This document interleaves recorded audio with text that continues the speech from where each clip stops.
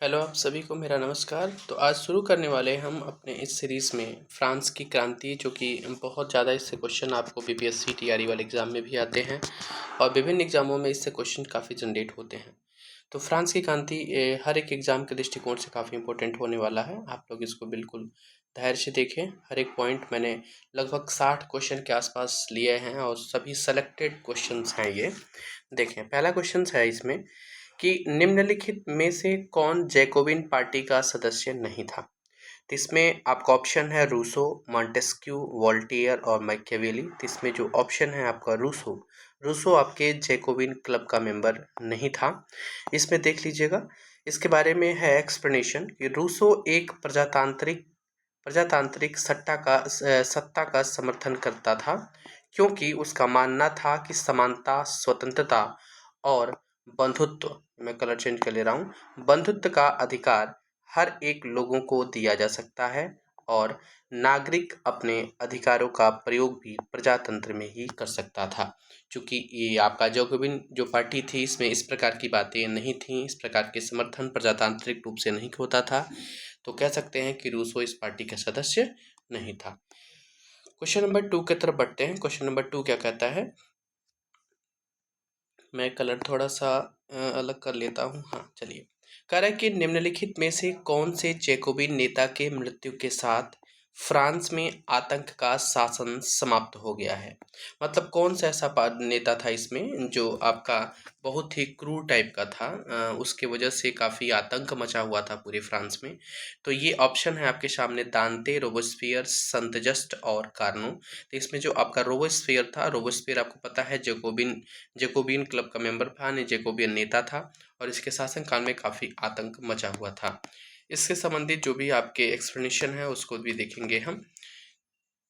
17 जुलाई 1794 को रोबेस्पियर के खिलाफ लोगों ने अत्याचारी का नाश हो, तानाशाही का नाश हो के नारे लगाए थे और उसे 28 जुलाई 1794 को गिलोटीन पर लटका दिया गया। गिलोटीन क्या होती है? 2 आरे वाली मशीन होती है जिसपे सर को रख करके धड़ से अलग कर दिया जाता है, ये गिलोटीन होती है। पीवाईक्यू में क्वेश्चन पूछा हुआ है, आप लोग जाकर के देख सकते हैं। क्वेश्चन नंबर 3 की तरफ आते हैं। क्वेश्चन नंबर 3 क्या कहता है कि सुधार जो राष्ट्रीय संविधान सभा द्वारा क्रियान्वित नहीं किया गया था, तो उसमें है पहला पार्ट आपका कि मानव अधिकारों की घोषणा है, कि विभाग और कम्यून में फ्रेंच प्रशासन का विभाजन है। फिर अगला पॉइंट आपका है कि चर्च की भूमिका का राष्ट्रीयकरण है, कि मौद्रिक प्रणाली की शुरुआत है। तो इसमें ऑप्शन नंबर डी है, जो मौद्रिक प्रणाली की शुरुआत होती है, यही है। अगला क्वेश्चन है कि निम्नलिखित में से कौन जैकोबिन पार्टी का सदस्य नहीं था। तो इसमें से आपका ऑप्शन नंबर बी, यानी मैडम रोला जैकोबिन पार्टी के सदस्य नहीं थे। इसमें से इसको देखते हैं कि फ्रांस की जो क्रांति से संबंधित जैकोबिन पार्टी के एक उग्र और क्रांतिकारी विचारधारा वाली पार्टी थी। इसके जो प्रमुख नेता थे, इसमें से आपको मारा थे, दांतो हैं और रोबेस्पियर हैं। इस प्रकार के नेता इससे संबंधित थे, यानी मैडम रोला इससे संबंधित नहीं है। क्लियर है?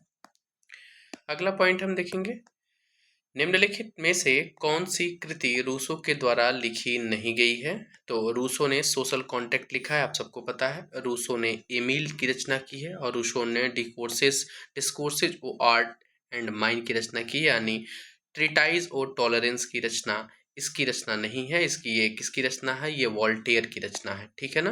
ट्रीटाइज ऑन टॉलरेंस की रचना किसने किया था? तो वोल्टेयर ने किया था। क्लियर है?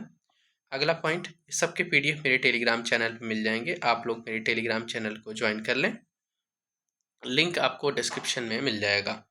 अगला पॉइंट है क्वेश्चन नंबर 6, कह रहा है कि थर्मिडोरियन प्रक्रिया से क्या आशय है। वेरी मोस्ट इंपॉर्टेंट क्वेश्चन है ये। थर्मिडोरियन प्रक्रिया से क्या आशय है? तो ये है आतंक के शासन की समाप्ति। इसमें आपका पहला ही ऑप्शन इसका आंसर बनता है। अगला क्वेश्चन है question number 7, spirit of laws. ये सबको पता है, स्पिरिट ऑफ लॉज ये बहुत ही फेमस बुक है। ये मॉन्टेस्क्यू की रचना है। किसकी रचना है? मॉन्टेस्क्यू की रचना है स्पिरिट ऑफ लॉज। क्लियर है?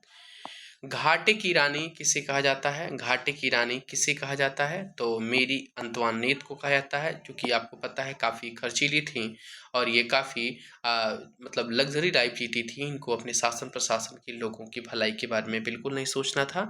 ये केवल अपना देखती थी, अपने शौक में क्लियर रहती थीं, इसलिए इनको घाटे की रानी भी कहा जाता है। अगला पॉइंट देखें इसको, ये बात लिखा गया है कि लुई 16वें की ये पत्नी थी मेरी अंतोइनेट, जो कि ऑस्ट्रिया की राजकुमारी थी और ये फिजूलखर्ची और असंवेदनशील महिला थी। अगला पॉइंट आपको क्वेश्चन नंबर 9 की तरफ आते हैं। कह रहा है कि एन एडमिनिस्ट्रेशन ऑफ फाइनेंस पुस्तक किसने लिखी है? काफ़ी इंपॉर्टेंट बुक है ये, नेकर के द्वारा पुस्तक लिखी गई है। और ये नेकर क्या थे, इनके बारे में थोड़ा सा यहाँ पे पढ़ते हैं। नेकर एक्चुअली फ्रांस के दूसरे वित्त मंत्री हुआ करते थे। यहाँ पे देखें, जो नेकर थे वो फ्रांस के दूसरे वित्त मंत्री थे और नेकर ने पहला बजट इन्होंने ही प्रस्तुत किया था। दूसरे वित्त मंत्री थे लेकिन बजट इन्होंने ही प्रस्तुत किया था। अगला क्वेश्चन, क्वेश्चन नंबर 10 कह रहा है कि निम्नलिखित में से फ्रांस की क्रांति किसके विरुद्ध नहीं थी? तो ये देखिए, पुरातन व्यवस्था के विरोध में था, बिल्कुल ये बात सही है, पुरानी व्यवस्था को खत्म करना चाहते थे। निरंकुश राजतंत्र की व्यवस्थाओं के खिलाफ था, बिल्कुल निरंकुशता राजतंत्र को खत्म करना चाहते थे। फ्रांस की आंतरिक व्यवस्था के खिलाफ था, जो भी हमारी व्यवस्था थी उस समय उनकी व्यवस्था थी उस समय फ्रांस में, उसको खत्म करके नई व्यवस्था को लाना चाहते थे। इसलिए कह सकते हैं ये तीनों के तीनों चीजें इसमें क्रांति के विरुद्ध थीं, लेकिन ब्रिटिश सरकार के खिलाफ नहीं थी। ये ब्रिटिश सरकार दूसरी चीज हो गई, फ्रांस दूसरी हो गई। ठीक है, अगला पॉइंट है, ये सब कुछ मैंने यहाँ पे एक्सप्लेनेशन में भी डाला है कि फ्रांस की क्रांति किसी बाहरी शक्ति के विरुद्ध नहीं थी। क्लियर है ना, वो केवल आंतरिक शक्तियों के विरुद्ध थी। यह केवल निम्नलिखित के विरुद्ध था कि पुरातन व्यवस्था के विरोध में था, निरंकुश राजतंत्रों की व्यवस्थाओं के खिलाफ था और यह कुलीनों के खिलाफ था, जो भी आपके धनी धनाढ़ लोग थे, जो कि छोटे तबके के लोगों को हमेशा दबाने की कोशिश करते थे, इन लोगों के खिलाफ थी। क्लियर है, अगले पॉइंट की तरफ बढ़ते हैं। पॉइंट नंबर 11 है, क्वेश्चन नंबर 11 क्या कहता है कि सामंत युद्ध करते थे, पादरी पूजा करते थे तथा जनता कर देती थी। यह कथन किसके बारे में है? काफी इंपॉर्टेंट पॉइंट है ये आपके फ्रांस के फ्रेंच यानी फ्रांस क्रांति के बारे में है। ये फ्रेंच रेवोल्यूशन के बारे में है कि सामंत युद्ध करते थे, पादरी पूजा करते थे और जनता कर देती थी। काफी इंपॉर्टेंट है, एनसीईआरटी से रिलेटेड क्वेश्चन भी है। क्वेश्चन नंबर 12 की तरफ आते हैं। कह रहा है कि धर्म और राजनीतिक तृतीय के सारे ब्रह्मांड को एक आंसुओं की घाटी बना डाला है। यह कथन किसका है? यह होलबैच का कथन है। किसका कथन है? ये होलबैच का कथन है। जहां पे एक्सप्लेनेशन की बात होगी वहीं पे एक्सप्लेनेशन मिलेगा, वहां पे शॉर्ट आंसर की बात है, केवल आपको वन लाइनर के फॉर्म में मतलब एमसीक्यू के फॉर्म में दिए हैं हम। फ्रांस की क्रांति मूलतः फ्रांस की निरंकुश शासन व्यवस्था तथा तत्कालीन दोषपूर्ण सामाजिक व्यवस्था, विशेष अधिकारों और नौकरशाही के विरुद्ध थी। यह कथन किसका है? ये कथन है जेई स्वेन का। किसका कथन है ये? कि फ्रांस की क्रांति क्या थी? एक मूलतः फ्रांस की निरंकुश शासन व्यवस्था और जो तत्कालीन जो दोषपूर्ण सामाजिक व्यवस्था थी उसके खिलाफ थी। ये इनका कथन है जेई स्वेन का। क्लियर है, चलिए अगला पॉइंट है, हम 14 नंबर की तरफ बढ़ते हैं। निम्नलिखित कथनों में से उन कथनों को चुनिए जो फ्रांस की क्रांति के कारण थे। ध्यान दीजिएगा, पहला पॉइंट इसका कि विशेष अधिकार युक्त वर्ग का ऐश्वर्यपूर्ण जीवन। क्लियर है, पुरातन शासन व्यवस्था, इसके भी खिलाफ था। न्याय और कानून में एक रूपता लाने का अभाव जो था, ये भी इसके क्रांति के कारण थे। तो इसलिए कह सकते हैं उपरोक्त सभी के सभी इसके ऑप्शन क्या हैं? करेक्ट हैं। क्वेश्चन नंबर 15 की तरफ आते हैं कि मध्यम वर्ग कौन सी स्टेट का प्रतिनिधित्व करते थे? तो ये है तृतीय स्टेट का, यानी आपका प्रथम द्वितीय और तीन स्टेट हुआ करते थे, आपको पता है। इसमें हम पढ़ते हैं एक्सप्लेनेशन में कि फ्रांस में समाज 3 भागों में बटा हुआ था। ठीक है, जो प्रथम स्टेट था जिसमें पादरी वर्ग यानी जिसको हम विशिष्ट वर्ग का नाम देते हैं, युक्त वर्ग थे ये, और दूसरा जिसमें कुलीन वर्ग थे, और तीसरे जिसमें कृषक मध्यम वर्गीय लोग थे, जैसे आपके शिक्षक, चिकित्सक, इंजीनियर, वकील इत्यादि लोग थे। और आपको बता दें इसी तृतीय स्टेट में, मध्यम वर्गीय स्टेट में लगभग 94% जनसंख्या निवास करती थी। इसमें 94% लोग आते थे। ठीक है, अगले पॉइंट की तरफ बढ़ते हैं। क्वेश्चन नंबर 16 है, अगला पॉइंट है, मैं आपको बता दूं सभी के सभी एग्जाम ओरिएंटेड क्वेश्चन है, किसी न किसी एग्जाम में आए हुए हैं, इसलिए मैंने सबको पिकअप किया है कि आपके एग्जाम में कहीं से भी कोई क्वेश्चन ना छूटे। एनसीईआरटी की चीजें तो आपको मिलेंगी ही, एक्स्ट्रा भी चीजें इसमें आपको मिलेंगी। कह रहा है कि इतिहासकारों ने किस गोबर के ढेर पर खिला हुआ फूल कहा था, यानी किसे कहा था कि ये गोबर के ढेर पर खिला हुआ फूल है, ये पॉइंट को ध्यान रखिएगा। तो ये लुईस 16वें के बारे में कहा गया है। किसके बारे में कहा गया है? लुईस 16वें के सॉरी, लुईस 16वें फ्रांस का शासक 1774 में बनता है। आपने एनसीईआरटी में पढ़ा भी होगा। कहता था, क्या कहता था कि मेरा आदेश ही कानून है, यानी जो आदेश दे दिए वो उसका कानून बन गया। इसलिए इतिहासकारों ने इसे गोबर के ढेर पर खिला हुआ फूल कहा और इनको शिकार करने का व ताले ठीक करने का शौक था। ठीक है ना, ये ताले ठीक करने का और शिकार करने का इसको काफी शौक था लुईस 16 को। अगला पॉइंट है कि लुईस 16 में स्टेट जनरल का अधिवेशन कब बुलाया गया था? लुईस 16 ने कब बुलाया? तो लुईस 16 ने 5 मई 1789 को जनरल स्टेट का अधिवेशन बुलाया था। कब? 5 मई 1789 को। अब देखिएगा, लुईस 16 ने 5 मई 1789 को स्टेट जनरल का अधिवेशन 175 वर्षों के बाद बुलाया। इसके पहले यह अधिवेशन लगभग 1614 ईस्वी के आसपास बुलाया गया था। क्लियर है? 18 नंबर की तरफ आते हैं हम। किसके कहने पर थर्ड स्टेट ने अपने को नेशनल असेंबली घोषित कर लिया? तो इसमें एक नेता थे इनके, आवासीय के कहने पर जो थर्ड स्टेट के लोग थे उन्होंने नेशनल असेंबली घोषित कर ली। अगला पॉइंट काफी इंपॉर्टेंट है, आपके सामने है ये कि टेनिस कोर्ट शपथ को किसके द्वारा तैयार किया गया था? तो ये था मोनियार। ये आपको कम किताबों में मिलेगा क्वेश्चन ये। तो टेनिस कोर्ट का जो शपथ तैयार किया गया था वो मोनियार के द्वारा तैयार किया गया था। इनके बारे में क्या है कि 20 जून 1789 को नेशनल असेंबली में टेनिस कोर्ट पर एकत्र होकर जाने वाली के नेतृत्व में एक शपथ लेते हैं। इस शपथ को मोनियार के द्वारा तैयार किया गया था और इस घटना को हम टेनिस कोर्ट शपथ के नाम से भी हम जानते हैं। थोड़े से टाइपिंग मिस्टेक है, उसको ध्यान दे दीजिएगा आप लोग। उसमें आप लोगों को नाराज और या उस पर कुछ ऐसा कमेंट करने की ज़रूरत नहीं है। गलतियां सबसे होती हैं, थोड़ा सा बाई मिस्टेक हो जाता है कहीं कहीं पॉइंट हमसे। अगला पॉइंट हम देखते हैं, वाई थर्ड स्टेट इंपॉर्टेंट है। वाई थर्ड स्टेट नामक एक प्रकार का पैम्फलेट है ये। क्या? पहली बात ये पैम्फलेट है और एक किसने जारी किया था? तो ये आवासीय ने, ऑप्शन नंबर ए आवासीय के द्वारा जारी किया गया था। अगला पॉइंट देखेंगे, कह रहा है कि हम जब तक नहीं हटेंगे तब तक आप हमें बंदूक की नोक से नहीं हटाते, या कथन किसने कहा? तो डी ब्रीज है, लफायते है, मिराबो है और जान बैले है। तो ये मिराबो के द्वारा कहा गया कथन है कि जब तक आप हमें बंदूक की नोक से नहीं हटा दे तब तक हम यहाँ से नहीं हटने वाले हैं। अगला पॉइंट हम देखेंगे, इसमें देख लेंगे आपको कि फ्रांसीसी क्रांति के अलार्म, इनको क्या बोलते हैं? मिराबो को फ्रांसीसी क्रांति का अलार्म कहा जाता है। मिराबो को ने राजा के प्रतिनिधि डी ब्रिज के सामने कहा कि हम जब तक नहीं हटेंगे तब तक आप हमें बंदूक की नोक से नहीं हटा देते हैं। अगला क्वेश्चन आपके लिए बेहद इंपॉर्टेंट है, जो कि सब लोगों को भी पता होगा, थोड़ा सा भी आपने दी वर्ल्ड हिस्ट्री पढ़ा है कि बास्टिल का दुर्ग, क्या है? बास्टिल का दुर्ग का पतन कब होता है? तो आपको पता है 14 जुलाई 1789, ये ऑप्शन नंबर भी दिया हुआ है इसमें कि 14 जुलाई को ही आपको पता है कि फ्रांस की क्रांति का आगाज हुआ था। इसके बारे में पढ़ लेते हैं। 14 जुलाई 1789 को बास्टिल दुर्ग का पतन हुआ और जिससे फ्रांस की क्रांति का आगाज हुआ था। लुईस 16 ने पूछा, क्या यह विद्रोह है? तो उनके एक मंत्री है दिलांक्यून, क्या नाम है इनका? दिलांक्यून। इन्हें कहा कि यह नहीं, यह क्रांति नहीं है, उन्होंने कहा कि नहीं, यह एक क्या है? क्रांति है। उन्होंने कहा विद्रोह नहीं है, एक प्रकार की क्या है? ये क्रांति है और इसका केंद्र पेरिस बन गया हुआ था। ठीक है ना? 23 नंबर की तरफ आते हैं। फ्रांस में सामाजिक क्रांति कब हुई थी? तो फ्रांस में सामाजिक क्रांति आपकी ऑप्शन नंबर सी है इसका, 14 अगस्त 1789, याद रखिएगा।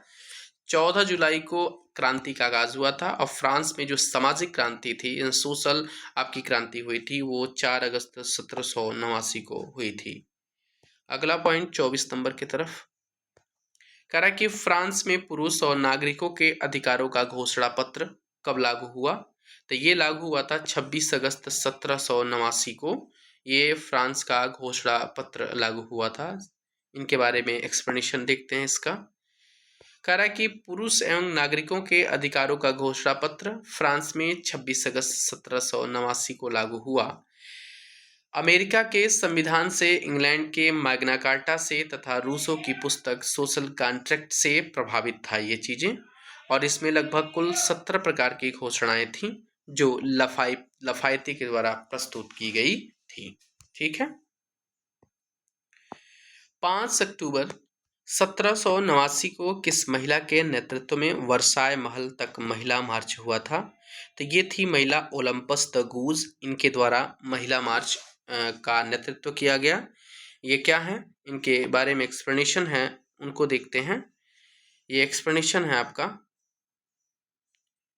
कि 5 अक्टूबर 1789 को ओलंपस द गूज नामक महिला के नेतृत्व में वर्साय के एक महान तक महिला मार्च हुआ और नारा दिया गया, हमें रोटी दो। क्या नाम दिया गया? हमें रोटी दो। उनके रोटी मांगने पर मेरी अंतवानीत ने कहा, रोटी नहीं मिलती तो क्या क्यों नहीं खा लेते? ये अंतवानीत ने कहना था, जो कि एक संवेदनशील महिला थी, असंवेदनशील।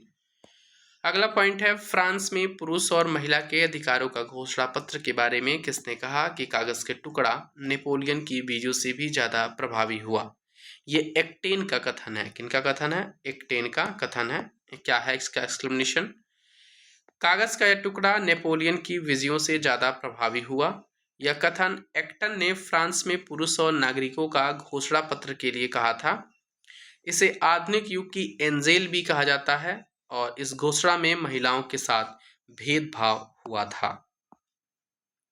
27 नंबर की तरफ आते हैं। फ्रांस में स्थापित होने वाला पहला क्लब कौन सा था? तो ये था आपका ब्रिटेन क्लब। कौन सा था? ब्रिटेन क्लब फ्रांस में स्थापित होने वाला पहला क्लब था। ठीक है ना। ये आपका एक्सप्लेनेशन है, जो 1789 में बना था और इसके सदस्य नियमित रूप से पेरिस जब चर्च में फ्रेंड समिति ऑफ कॉन्स्टिट्यूशन के सदस्य के रूप में मिले थे। यह क्लब बाद में 1791 में जैकब क्लब बन गया और इसका प्रारंभिक उद्देश्य फ्रांस में संवैधानिक राजतंत्र की स्थापना करना था। यानी यही जो ब्रिटेन क्लब है ना, वो आगे जाकर के एक जैकब क्लब बन जाता है और इसका उद्देश्य था कि फ्रांस में एक संवैधानिक राजतंत्र की स्थापना हो। 28 नंबर की तरफ आते हैं हम। नेशनल असेंबली के द्वारा किए गए कार्य कौन कौन से थे? इनकी सहायता, समूह की सहायता से कूट का चयन करना है। पहला है बेसिल दुर्ग का पतन है। दूसरा सामाजिक क्रांति है। तीसरा अधिकारों का घोषणा पत्र है और चौथा चर्च की संपत्ति का राष्ट्रीयकरण है। तो इसमें आपका सीरीज से ही दिया गया है, जो कि ऑप्शन नंबर 4 की तरफ बढ़ते हैं। ये है 1 2 3 4, इसका करेक्ट आंसर है। पहले बेसिल दुर्ग का पतन किया जाता है, उसके बाद उसी में आपको पता कि अगस्त में सामाजिक क्रांति होती है, उसके बाद अधिकारों का घोषणा पत्र जारी होता है और जारी होने के बाद से जो चर्च की संपत्तियां थी उनका राष्ट्रीयकरण कर दिया जाता है। तो एक सीरीज से ही आपके पॉइंट बने हुए हैं। अब आते हैं हम कि फ्रांस का प्रथम लिखित संविधान कब लागू हुआ था? तो फ्रांस का प्रथम लिखित संविधान आपका 3 सितंबर 1791 को लागू हुआ। पॉइंट क्या है इसमें कि 14 जुलाई 1791 को बास्टील के पतन के बाद संवैधानिक समिति का गठन किया गया, जिसमें लगभग 12 सदस्य थे। 3 सदनों के लिए गए और संविधान का निर्माण हुआ। 3 सितंबर 1791 को यह लागू किया गया और फ्रांस को प्रथम लिखित संविधान था। मॉन्टेस्क्यू का शक्ति पृथक्करण सिद्धांत भी इसी समय लागू किया गया। क्लियर है। अगला पॉइंट हम देखेंगे, फ्रांस की क्रांति से संबंधित वरेन उड़ान का मामला कब सामने आया था? तो 20 जून 1791 को एक वरेन मामला का सामने आया। इसके बारे में हम पढ़ते हैं, क्या है ये। कह रहा है कि फ्रांस की शासक फ्रांस के शासक ये है लुई 16 में। रानी अंतवानेत ने 20 जून 1791 की रात को पलायन किए, लेकिन वरेन नामक गांव में इनको पकड़ लिया जाता है और इनको पेरिस वापस लाए जाते हैं ये। इस घटना के कारण ही जब जब जब जैकब क्लब का विभाजन दो वर्गों में हो जाता है। पहला जैकोबिन जो मूल क्लब था और दूसरा फहैया था। क्लब जैकोबिन क्लब के लोग गणतंत्र में शासन के पक्षपाती थे, जबकि फहैया के जो क्लब के मेंबर के लोग थे वो संवैधानिक राजतंत्र के हिमायती थे। क्लियर है। अगला पॉइंट आपके सामने है जीरोनदिस्त। इंपॉर्टेंट है। जीरोनदिस्त के विषय में सही कथन क्या है? पहली बात, इसका ऑप्शन ए बी सी ये तीनों के तीनों सही है, लेकिन पढ़ते हैं क्या है ये। इनका प्रमुख नीति संचालक ब्रिस्ट था, इसलिए इनको ब्रिसेंटिस्ट भी कहते हैं। ऑप्शन नंबर ए सही है। यह जीरोंत प्रांत में मिलते थे, इसलिए इनको जीरोनदिस्त कहलाए ये। यह जैकोबियन क्लब का ही एक प्रकार का भाग था। तो इसके साथ ही ऑप्शन नंबर 4 तीनों के तीनों आंसर सही होते हैं इसके। अब आता है 32 नंबर की तरफ। रानी मैरी अंतवानेत ने कब फ्रांस का राजतंत्र बसाने की अपील यूरोपियन देशों से की थी? उन्होंने कहा था कि आप यूरोप को बचा लीजिए, सॉरी फ्रांस को बचा लें। तो ये उन्होंने जुलाई 1791 में इस बात का कहा था, और ये बात कहाँ पे बोली गई थी? पड़वा नगर में। कहाँ पे? पड़वा नगर में अपील किया था यूरोपियन देशों से और कहा कि फ्रांस का राजतंत्र को बचा लो। ये है पिलनेज घोषणा कब हुआ था, इसको बस याद रखिएगा। पिलनेज घोषणा 27 अगस्त 1791 को, ऑप्शन नंबर 20 का करेक्ट आंसर बनता है। 1791 को हुई थी। इसमें क्या है ये कि रानी मेरी अंतवानेत ने खेतवारा फ्रांस के राजतंत्र की रक्षा की अपील सुनने के बाद ऑस्ट्रिया, ये क्या है? ऑस्ट्रेलिया नहीं है, ऑस्ट्रिया और प्रसा ने पिलनेज घोषणा 27 अगस्त 1791 को की थी। यानी कि पिलनेज घोषणा किस किस के बीच में हुआ था? तो ऑस्ट्रिया और प्रसा के बीच में हुई थी। अगला पॉइंट है, ये किसी का कथन है। दुस्साहस करो, अत्यधिक दुस्साहस करो और दुस्साहस करो, किसने कहा था? तो ये दांतों का कथन है। क्या कहा था? दांतों ने कहा था इस बात को। क्या है इसका एक्सप्लेनेशन का पॉइंट?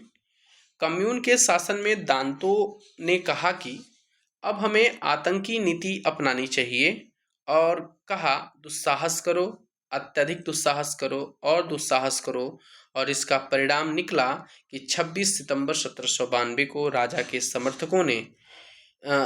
समर्थकों की हत्याएं हुई, इसलिए सितंबर हत्याकांड भी इसे कहा जाता है। अगला पॉइंट है वाल्मी या वामी का युद्ध। ये देखिएगा, कह रहा है कि वाल्मी या वामी का युद्ध कब हुआ था? तो ऑप्शन नंबर सी है 20 सितंबर 1792 को वामी या वाल्मी का युद्ध हुआ था। 20 सितंबर 1792 को वाल्मी का युद्ध हुआ, जिसने परसा किसी लहार गई थी। ये काट दीजिएगा, यहाँ से गलतियां हैं आपके। बाद में फ्रांस ने ऑस्ट्रिया को बाद में इस युद्ध में हराया था। फ्रांस ने क्या किया था? ऑस्ट्रिया को इस युद्ध में हराया था और उसके बाद बेल्जियम पर कब्जा कर लिया, जिसे बाद में आपको पता है कि रोजेट दी लायल ने इस मार्सिले गीत को लिखा, जो बाद में फ्रांस में राष्ट्रगीत बन गया था। अगला पॉइंट है राजा मरेगा तभी राज्य बचेगा, किसने कहा था? तो ये रोबेस्पियर का कथन है। कह रहा है कि दिसंबर 1792 में लुई 16वें के खिलाफ अभियोग आरंभ किया गया। राष्ट्रद्रोह का आरोप लगाकर इनको मृत्युदंड की सजा दी गई। सजा पर जीरोनदिस्त ने क्या दया की मांग की थी, अतः 21 जून 1793 को राजा को पेरिस के चौराहे पर गिलोटीन पर चढ़ा दिया गया था। क्लियर है। यह बड़ा अच्छा पॉइंट है कि फ्रांस चिरंजीवी रहे, यह किसने कहा था? तो लुई 16वें ने कहा था। क्या कहा था? कि फ्रांस चिरंजीवी रहे। 21 जनवरी 1793 को फांसी पर चढ़ाया गया ये। तब उसने कहा कि फ्रांस चिरंजीवी रहे, और अब से फ्रांस में 2 सरकारें काम करने लगी थी। अगला पॉइंट है कि organiser of defence and victory किसकी उपाधि है? तो ये आपकी उपाधि है कार्नो का। ऑप्शन नंबर डी इसका करेक्ट आंसर है, कार्नो इसका सही आंसर है। फ्रांस के शासन संचालन हेतु किसने 3 समितियां गठित की? तो ये है जैकोबिन। कौन है ये? जैकोबिन इसका करेक्ट आंसर है। मारा के नेतृत्व में जीरोंदिस्त दमन हो गया। इसके बाद पेरिस कम्युनियन और नेशनल कन्वेंशन की सरकारों पर जैकोबिन का वर्चस्व हो गया। यह 3 समितियां हैं।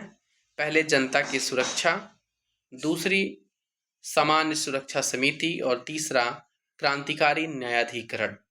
इन तीनों समितियों के काल को हम आतंक का शासन कहते हैं और इसे फर्स्ट वाइट टेरर भी कहते हैं।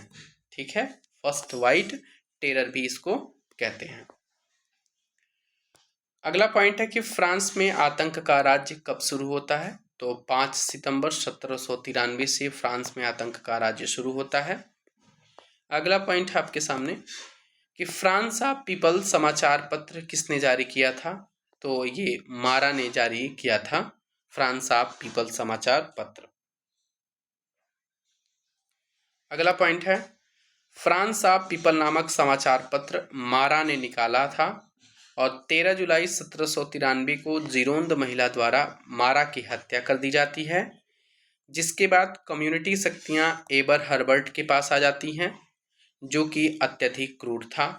16 अक्टूबर 1793 को मेरी अंतवानेत को गिलोटीन पर चढ़ा दिया जाता है। क्लियर है? ये भी पूछता है कि मेरी अंतवानेत को कब फांसी पर चढ़ाया गया था? 16 अक्टूबर 1793 को। ये पॉइंट किसने कहा था? हे स्वतंत्रता, तेरे नाम पर कितने अपराध हो रहे हैं, किसने कहा? तो ये मादाम रोला का कथन था। इन्होंने इस शब्द को कहा था। मेरे नाम की सत्ता नष्ट करने से अगर फ्रांस आजाद हो तो कर देनी चाहिए, यह कथन किसका है? तो ये दांतो का कथन है। ये भी इंपॉर्टेंट पॉइंट है। अब कह रहा है कि थर्मोडोरियन की प्रक्रिया कहा जाता है। तो थर्मोडोरियन की प्रक्रिया का क्या होता है? रोबेस्पियर को गिलोटीन पर चढ़ाने की घटना ही थर्मोडोरियन की प्रथा, थर्मोडोरियन की प्रक्रिया कहलाती है। अगला पॉइंट 44 नंबर की तरफ आते हैं हम। नेशनल कन्वेंशन के कार्यों को निम्नलिखित कथनों में से सही कोड की सहायता से चुनिए। पहला पॉइंट है कि अंग्रेजी कैलेंडर समाप्त करके फ्रांसीसी कैलेंडर लागू किया गया। बिल्कुल सही है पहला ही। फ्रांसीस भाषा को राष्ट्रीय भाषा बना दिया गया। बिल्कुल सही जवाब है। नापतोल की विविधता को समाप्त कर दशमलव प्रणाली लागू की गई। बिल्कुल सही है। सभी के लिए सैनिक सेवा अनिवार्य कर दिया गया। ये भी सही है। यानी चारों के चारों ऑप्शन 1, 2, 3, 4 एक आपका सीरीज से सही है। अगला पॉइंट है आपके सामने कि फ्रांस में गणतंत्र के तीसरे वर्ष का संविधान कब लागू किया गया? तो ये लागू किया गया है 26 अक्टूबर 1795 को। फ्रांस में गणतंत्र के तीसरे वर्ष का संविधान लागू होता है। फ्रांस में गणतंत्र के तीसरे वर्ष का संविधान 26 अक्टूबर 1795 को लागू हुआ। इसके प्रमुख प्रावधान थे, क्या है? सार्वजनिक मताधिकार सीमित कर दिया गया। भू कर देने वाले व सैनिक ही मत दे सकते थे। विधानसभा को 2 भागों में बांटा गया। पहला था व्यवस्थापिका और दूसरा था कार्यपालिका। अगला पॉइंट है, ये भी बहुत इंपॉर्टेंट पॉइंट है। किसने कहा था मेरे मरने के बाद प्रलय होगा? ये बात किसने कही थी कि जब मैं मरूंगा उसके बाद क्या होगा? प्रलय होगा। तो लुई 15 ने कहा था। याद रखिएगा, लुई 15 ने कहा था कि मेरे मरने के बाद से प्रलय होगा। अगला पॉइंट है किसी व्यक्ति को फ्रांस में यात्रा करते समय सरकारी कानून इस प्रकार बदलते हुए मिलते हैं जिस प्रकार उसकी गाड़ी के घोड़े बदलते हुए मिलते हैं। यह वक्तव्य किसका है? तो ये वक्तव्य आपका वॉल्टेयर ने कहा था कि यहाँ पे कानून बहुत जल्दी जल्दी बदलते रहते हैं। उनके कहने का मतलब यही था। 48 की तरफ आते हैं। बुरी व्यवस्था का तो कोई प्रश्न ही नहीं। कह रहा है कि बुरी व्यवस्था का तो कोई प्रश्न ही नहीं है, कोई व्यवस्था ही नहीं थी। यह शब्द किसने कहा था? तो ये मॉडले ने कहा था। किसने कहा था? मॉडले ने कहा था। अगला पॉइंट कह रहा कि किसे खंडित होते हुए समाज में दुस्साहसिक कार्य करने वाला बुद्धिमान कहा जाता है? तो मिराबो को। किसी चीज़ को खंडित करते हुए समाज में वो दुस्साहसिक कार्य करता था, इसलिए उसको दुस्साहसिक कार्य करने वाला बुद्धिमान कहा गया। किनको? मिराबो को। अगला पॉइंट आपके सामने, मिराबो क्या कहता था? मिराबो कहता था कि मैं पागल कुत्ता हूँ, मुझे चुनो, मैं स्ट्रीट जनरल में जाकर के निरंकुशता को काट खाऊंगा और वह मर जाएगी। ये मिराबो का कथन था।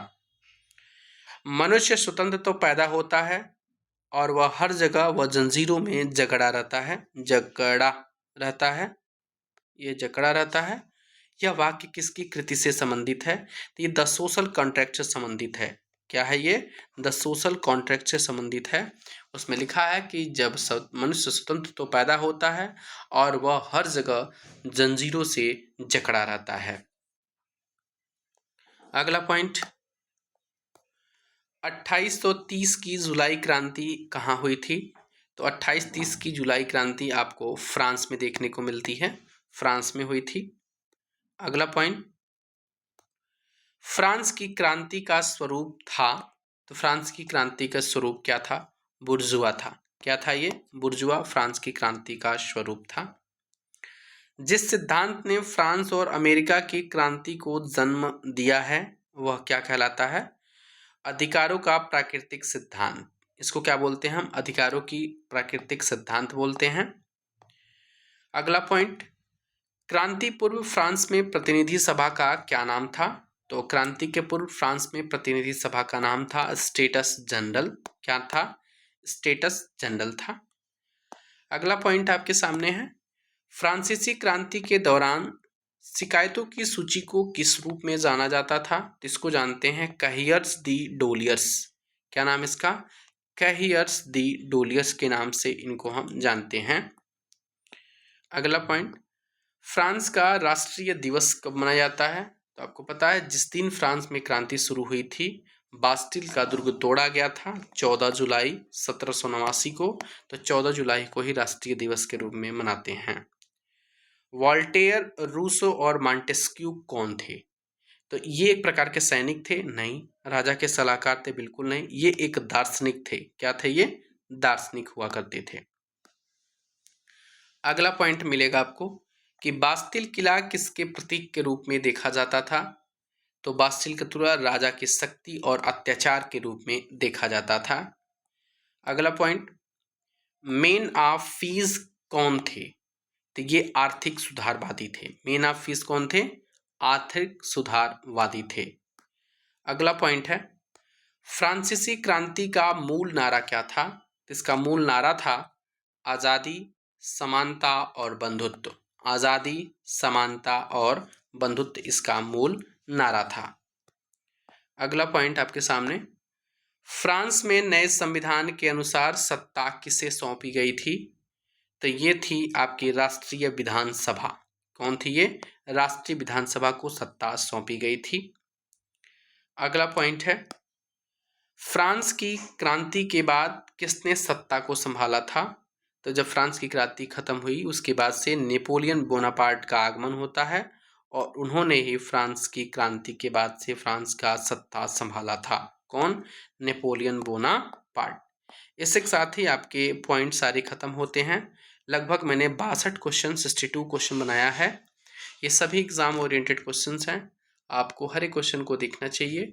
इसके बाद इसी के साथ ही मैं अपने वीडियो कहीं पे स्टॉप करता हूँ। वीडियो कंप्लीट हो गई है, जाकर के आप लोग डिस्क्रिप्शन में लिंक है टेलीग्राम को, वहाँ पे जाकर ज्वाइन कर लीजिए। Thank you so much.